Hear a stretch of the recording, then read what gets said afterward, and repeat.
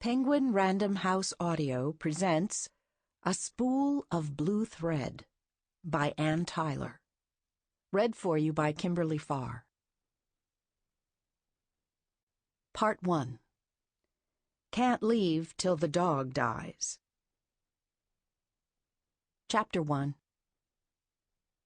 Late one July evening in 1994, Red and Abby Whitshank had a phone call from their son, Denny. They were getting ready for bed at the time. Abby was standing at the bureau in her slip, drawing hairpins one by one from her scattery, sand-colored topknot. Red, a dark, gaunt man in striped pajama bottoms and a white t-shirt, had just sat down on the edge of the bed to take his socks off. So when the phone rang on the nightstand beside him, he was the one who answered. "Whitshank residence," he said. And then, "Well, hey there." Abby turned from the mirror, both arms still raised to her head. "What's that?" he said, without a question mark. "Huh?" he said. "Oh, what the hell, Denny?" Abby dropped her arms. "Hello?" he said. "Wait. Hello? Hello?" He was silent for a moment, and then he replaced the receiver. "What?" Abby asked him. "Says he's gay." "What?" "Said he needed to tell me something. He's gay." "And you hung up on him?" "No, Abby. He hung up on me. All I said was, 'What the hell?' and he hung up on me. Click, just like that." "Oh, Red, how could you?" Abby wailed. She spun away to reach for her bathrobe, a no-color chenille that had once been pink. She wrapped it around her and tied the sash tightly. "What possessed you to say that?" she asked him. "I didn't mean anything by it. Somebody springs something on you, you're going to say, 'What the hell,' right?" Abby grabbed a handful of the hair that poofed over her forehead. "All I meant was," Red said, "what the hell next, Denny? What are you going to think up next to worry us with?" And he knew I meant that. Believe me, he knew. But now he could make this all my fault. My narrow-mindedness or fuddy-duddiness or whatever he wants to call it. He was glad I said that to him. You could tell by how fast he hung up on me. He'd been just hoping all along that I would say the wrong thing. "All right," Abby said, turning practical. "Where was he calling from?" "How would I know where he was calling from? He doesn't have a fixed address. Hasn't been in touch all summer, already changed jobs twice that we know of, and probably more that we don't know of. A 19-year-old boy, and we have no idea what part of the planet he's on. You've got to wonder what's wrong there." "Did it sound like it was long distance? Could you hear that kind of rushing sound? Think, could he have been right here in Baltimore?" "I don't know, Abby." She sat down next to him. The mattress slanted in her direction. She was a wide, solid woman. "We have to find him," she said. Then, "We should have that, caller ID." She leaned forward and gazed fiercely at the phone. "Oh, God, I want caller ID this instant." "What for? So you could phone him back and he could just let it ring?" "He wouldn't do that. He would know it was me. He would answer if he knew it was me."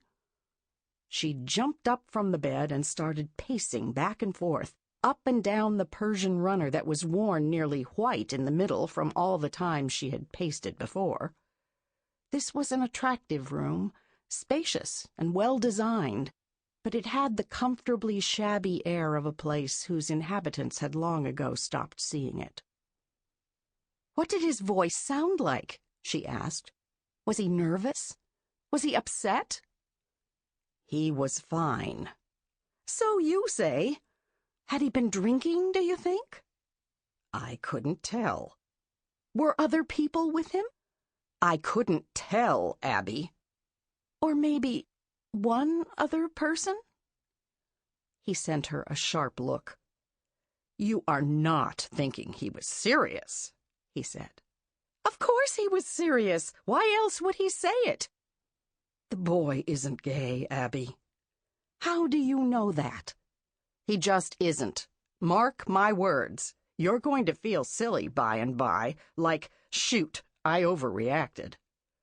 Well, naturally, that is what you would want to believe. Doesn't your female intuition tell you anything at all? This is a kid who got a girl in trouble before he was out of high school. So? That doesn't mean a thing. It might even have been a symptom. Come again? We can never know with absolute certainty what another person's sex life is like. No, thank God, Red said. He bent over with a grunt and reached beneath the bed for his slippers. Abby, meanwhile, had stopped pacing and was staring once more at the phone. She set a hand on the receiver. She hesitated. Then she snatched up the receiver and pressed it to her ear for half a second before slamming it back down. The thing about caller ID is, Red said, more or less to himself, it seems a little like cheating. A person should be willing to take his chances answering the phone. That's kind of the general idea with phones, is my opinion. He heaved himself to his feet and started toward the bathroom. Behind him, Abby said, This would explain so much, wouldn't it, if he should turn out to be gay? Red was closing the bathroom door by then, but he poked his head back out to glare at her. His fine black eyebrows, normally straight as rulers, were knotted almost together. Sometimes, he said, I rue and deplore the day I married a social worker. Then he shut the door very firmly. When he returned, Abby was sitting upright in bed with her arms clamped across the lace bosom of her nightgown. You are surely not going to try and blame Denny's problems on my profession, she told him. I'm just saying a person can be too understanding, he said. Too sympathizing and pitying-like, getting into a kid's private brain. There is no such thing as too understanding. Well, count on a social worker to think that. She gave an exasperated puff of a breath, and then she sent another glance toward the phone. It was on Red's side of the bed, not hers. Red raised the covers and got in, blocking her view. He reached over and snapped off the lamp on the nightstand. The room fell into darkness, with just a faint glow from the two tall, gauzy windows overlooking the front lawn. Red was lying flat now, but Abby went on sitting up. She said, Do you think he'll call us back? Oh, yes, sooner or later. It took all his courage to call the first time, she said. Maybe he used up every bit he had. Courage?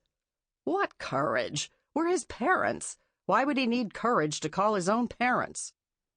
It's you he needs it for, Abby said. That's ridiculous. I've never raised a hand to him. No, but you disapprove of him. You're always finding fault with him.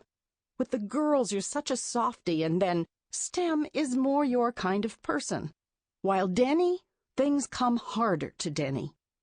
Sometimes I think you don't like him. Abby, for God's sake, you know that's not true. Oh, you love him, all right. But I've seen the way you look at him. Who is this person? And don't you think for a moment that he hasn't seen it, too? If that's the case, Red said, how come it's you he's always trying to get away from? He's not trying to get away from me. from the time he was 5 or 6. Sample complete.